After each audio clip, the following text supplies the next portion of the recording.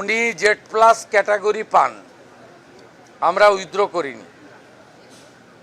Director of সিকিউরিটির senior officer এখানে আছেন, আমার সিকিউরিটির জন্যই আছেন। দেখুন, আমি ওনাকে নেমেই জিজ্ঞেস করেছিলাম, জি ইজ দেয়ার এনি কমিউনিকেশন? তারা বলেছেন কমিউনিকেশন আমাদের কাছে ছিল না। প্রাক্তন মুখ্যমন্ত্রী 15 বছর ছিলেন, বয়সও হয়েছে, ওনাকে যতটা সম্ভব পূর্ণ নিরাপত্তা এবং ওনার সম্মান রাখা উচিত, সে কাজ পুলিশ করেছে। পুলিশ কিছু খারাপ কিছু করেনি। আর এত চুরি করেছেন, চোর তো শুনতেই হবে।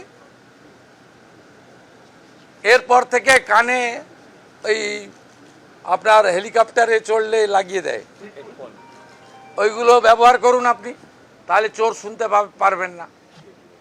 বিজেপির পতাকাও ছিল না, বিজেপির কর্মীরাও ছিল না। এত বিপুল জনরস, আপনি তো আজকে অভয়ার বাড়িতে যেতে পারতেন ক্ষমা চাইতে, একটা গামছা নিয়ে যেতে পারতেন, গলায় গামছা দিয়ে বলতে পারতেন, এটার উপর দিয়েই তো গেছেন।